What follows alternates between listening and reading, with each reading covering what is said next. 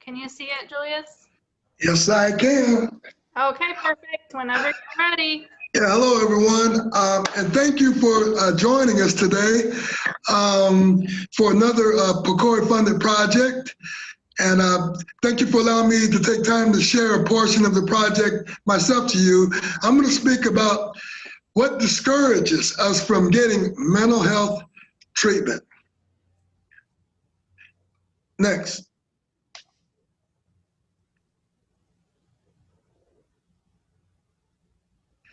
Just to tell you a little bit about myself, a little background, tell you how I qualify for being part of this study. So I come from a family of 4 boys and 1 girl. You know, mom and dad grew up, military family lifestyle, no domestic violence, no abuse, none of that nature in my family. But in high school and in junior high, you know, in elementary as a kid, I struggled a lot with being teased, not liking the way I looked and the things that people were saying about me. But that didn't stop my athletic ability from excelling and putting me in a position to get some education. I got a track full scholarship and graduated from Kansas State University several years later, where I ran track and field, and I was ranked in actually the world for 2 years in a row. I ran the hurdles, qualified for the U.S. Olympic trials, made some USA teams, and it was a really huge moment for me, because not only did I graduate, because the graduating part was what meant a lot to me, because in high school I had a 1.65 grade point average as a result from not being able to fully pay attention to education, because I was constantly being distracted in classrooms by other students and peers, right? And so after I qualified and tried out for the Olympic team, which I didn't make, but I got involved with social services.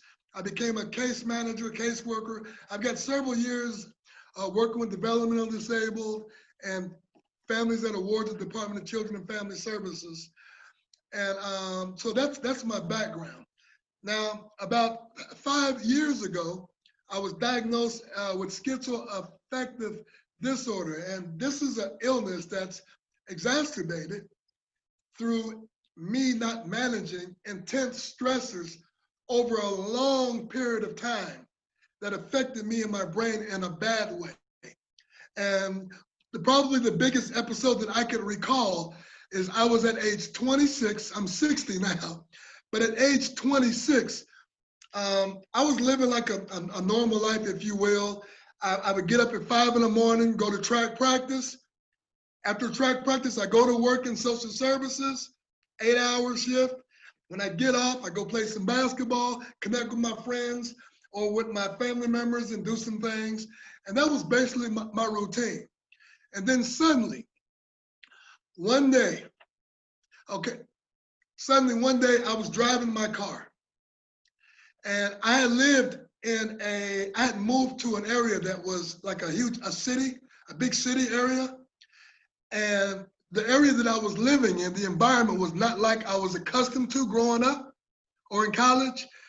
There was a rash of gang violence and shootings and police corruption and beatings, etc. And this was something that was new to me. And so I saw this and heard this every day. And what I did not know is that these constant scenes, daily scenes, were raising or playing havoc on my mind, caused a lot of fears, a lot of stress, you know, and it just really bothered me for a lot of years. And I never really wanted to talk about it, or for fear of showing weakness to my significant other, my family or friends, because most of them had looked up to me as being a positive leader. But then suddenly, about 2 years down the road, I'm driving my car, and then suddenly my mind told me that everyone was following me. Helicopters were following me. People were chasing me, trying to kill me. They were trying to catch me for the police so they can all kill me. And I had stopped my car. I jumped out of my car and I ran about a mile or so. And then within so many hours, I ended up in a hospital, and the doctors told me that I tried to commit suicide. Okay. And so what I didn't know is until 20 years later that I suffered from, this was called psychosis. And this was, but all those 20 years, I was asked if I wanted to get help, go see a psychiatrist. But I said no, because I was afraid of what people might think about me if I told them some of the things that I remember, etc. So left untreated for the next 20 years, my life has been in turmoil. No stability with work, instability with relationships, families and friends. It escalated to eventually not getting help, led to substance abuse issues, going through some more trials, having living in abandoned buildings, sleeping in park benches, parked cars in hallways, all of that, until finally, about 5 years ago, I sought help through peer support mental health services. And that's how I connected with the H.O.P.E project with IIT. I was introduced to it by one of the researchers and project managers of this project. And then their prodding convinced me that my lived experience and my change was very valuable. And so I took the bait, I completed the training, met the rest of the participants that are working with the research project, some great people, and just my whole life has changed. Next. Now this portion of our research, for those of you who might be just tuning in, this is a HOPE project, we called it. It's an acronym for helping our people emerge. We noticed that about half of the people who could benefit from health treatment do not seek it out. They don't even try.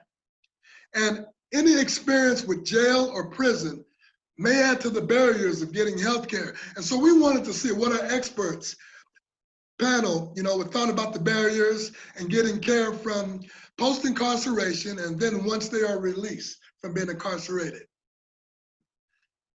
Next, please. Okay, so we use 3 methods, right?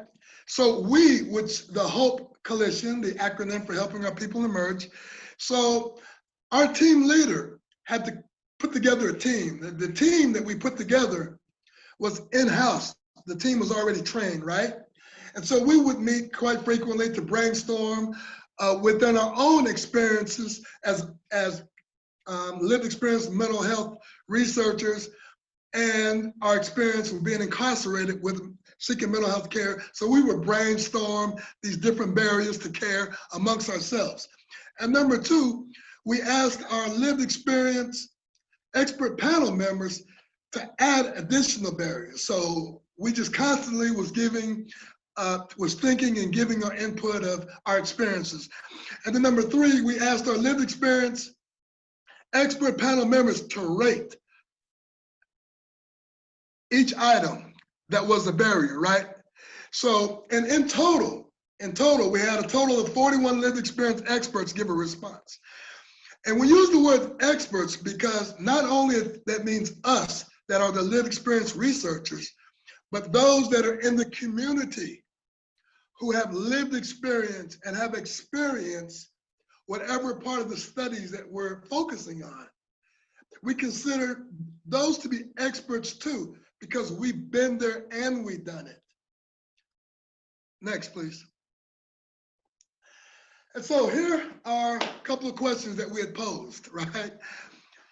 How much have each of the following fears or experiences discouraged you from mental health treatment while you're in jail or prison, right?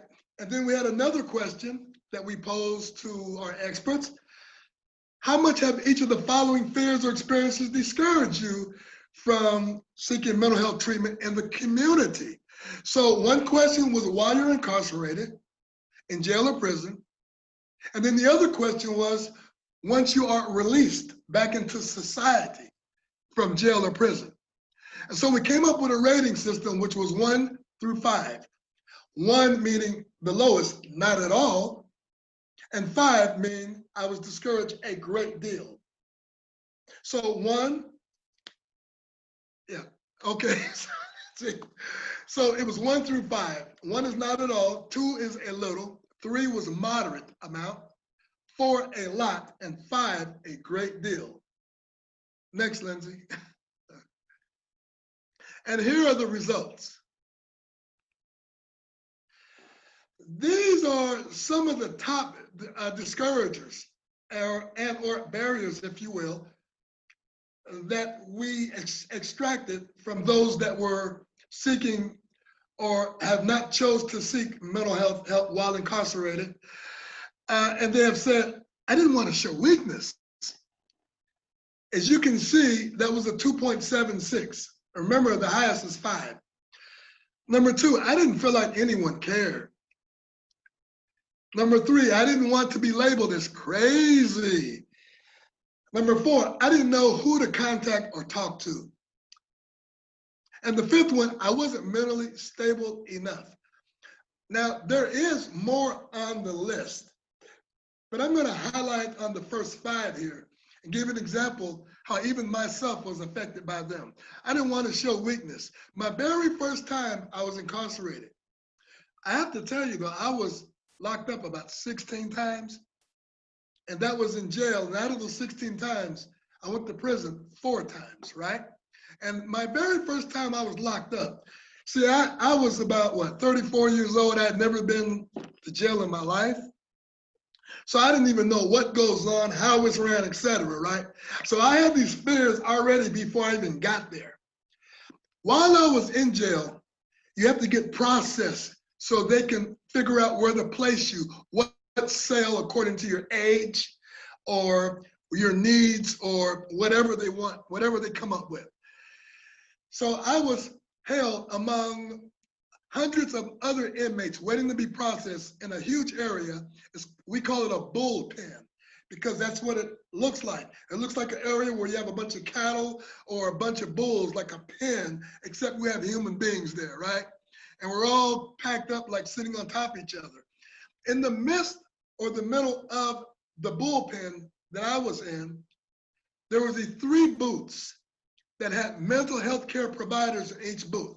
And their job is to offer and to assess those who may need some or require some mental health services.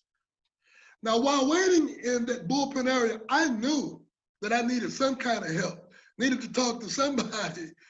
But I gotta tell you, because everyone was so close, all the inmates were close to the healthcare providers, I was reluctant to go sit in that chair and tell them I needed the help because I could hear the answers, I could hear the response, I could hear what the other inmates were saying about themselves.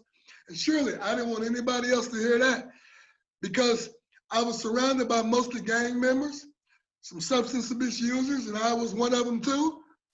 And I felt like if they heard what I said, it would show a lot of weakness. So, and the other one was I didn't want them to label me as crazy while I'm up in there because I felt that it would attract more trouble or issues to me, right? And so if you can imagine, that's the way I felt. I can only imagine what others felt about it. And so again, there are more. I was afraid I'll be mocked or put down. It's 2.46. I didn't want to be put down by other correctional officers. I didn't want to be put down by other inmates. I didn't want people talking about me. Again, there are more discouragers, which tells us that there could be many different barriers or fears from many different people and not just one fear or one barrier. Next, please. Also, at the bottom of the list of during incarceration, okay, and as the standard, as the ratings go down, remember it's 1 through 5.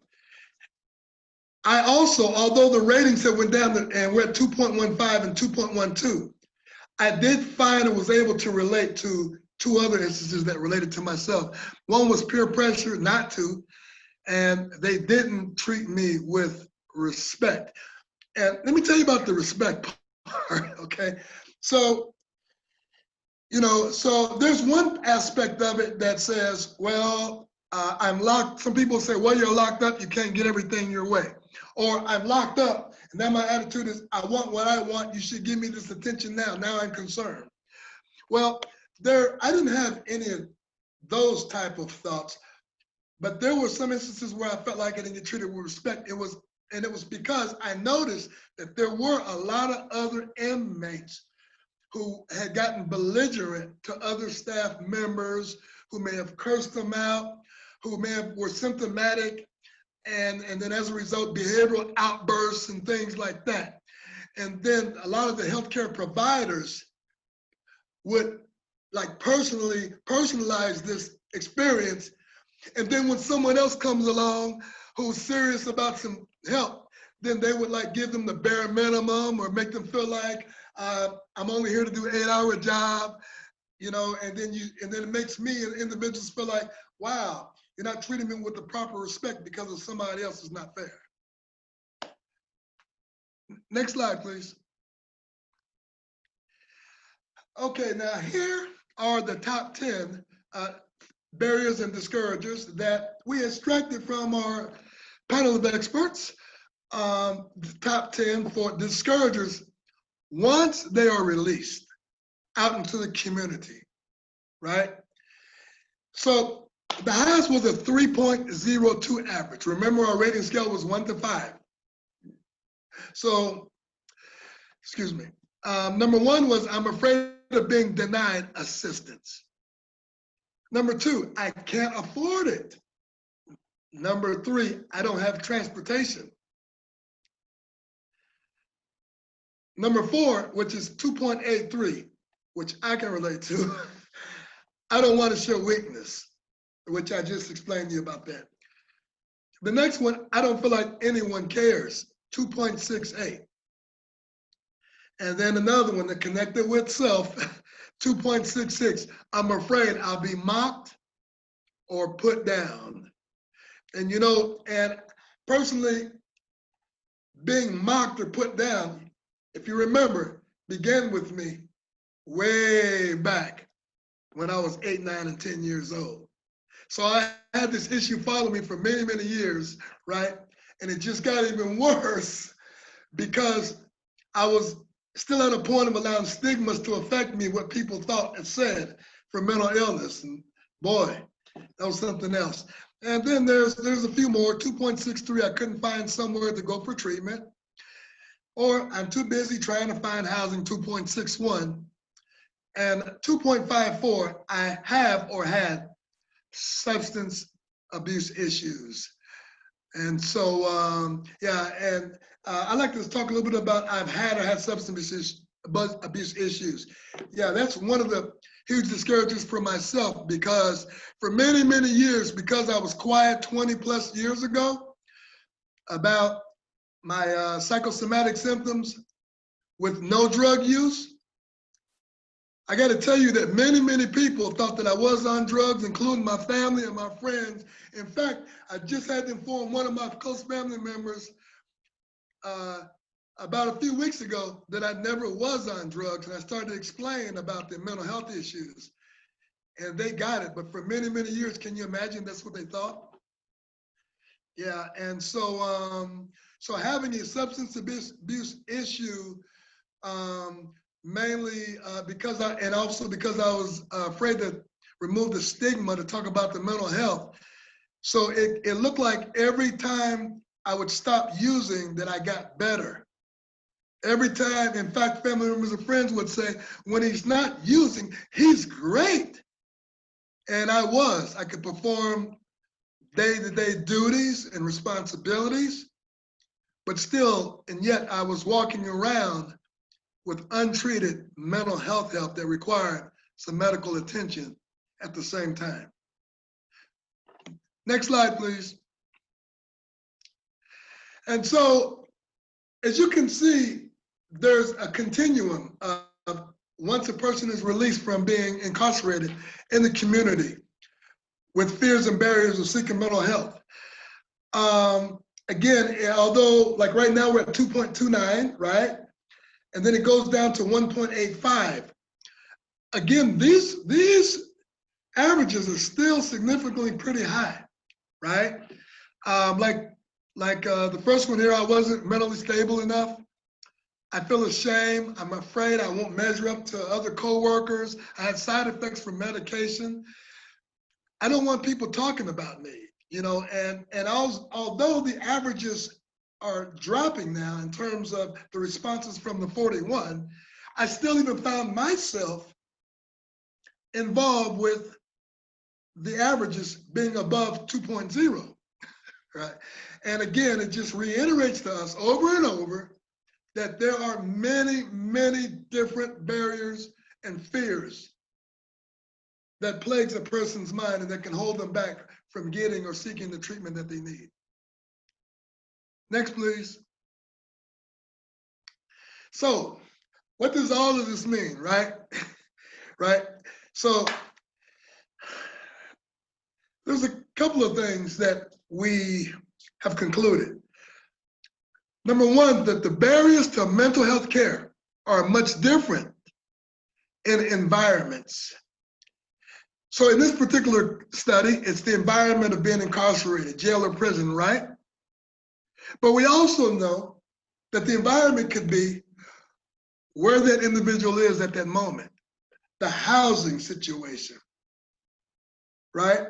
Who they're around, that environment, who they're most in contact with the most, what words are being exchanged, what kind of support is being interacted among who's around. So this equates all to the environment, right? And also another example is that people talk more about stigmas, according to our research here, about being a barrier during being incarcerated than in being in the community.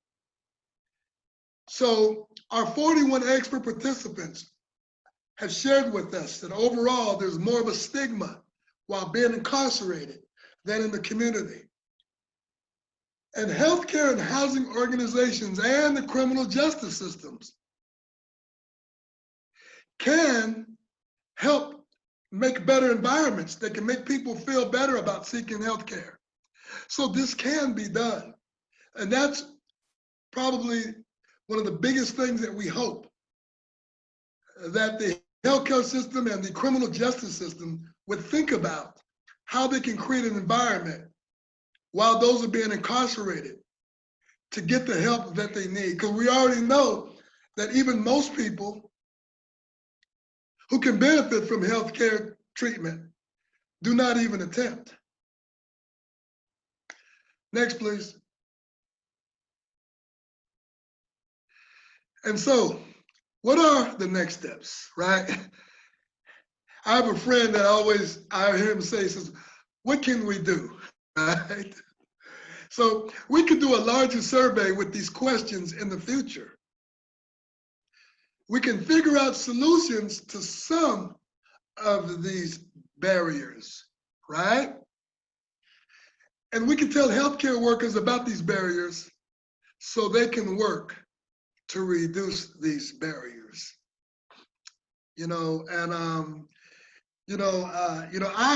I basically, I'm thrilled to be a part of the study. I'm thrilled to meet all my colleagues as part of this research, because when I hear their individual stories where they came, I just knew that I was in the right place.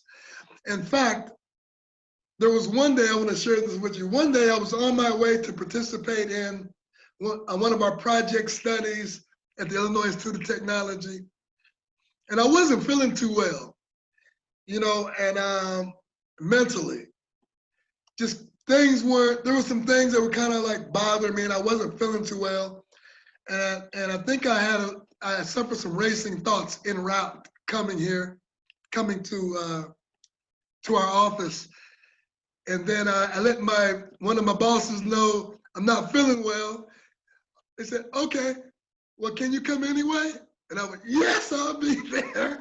So I got to tell you, we even have an environment where you could not be feeling well, you could be going through some stuff, but they still welcome you to come, and even all the colleagues. And by the time you leave, the support that you receive, you're feeling great again. you know, things just start reconnecting and get back in line. Next slide, please. So I want to thank you all for listening. Any questions or anything you want to discuss?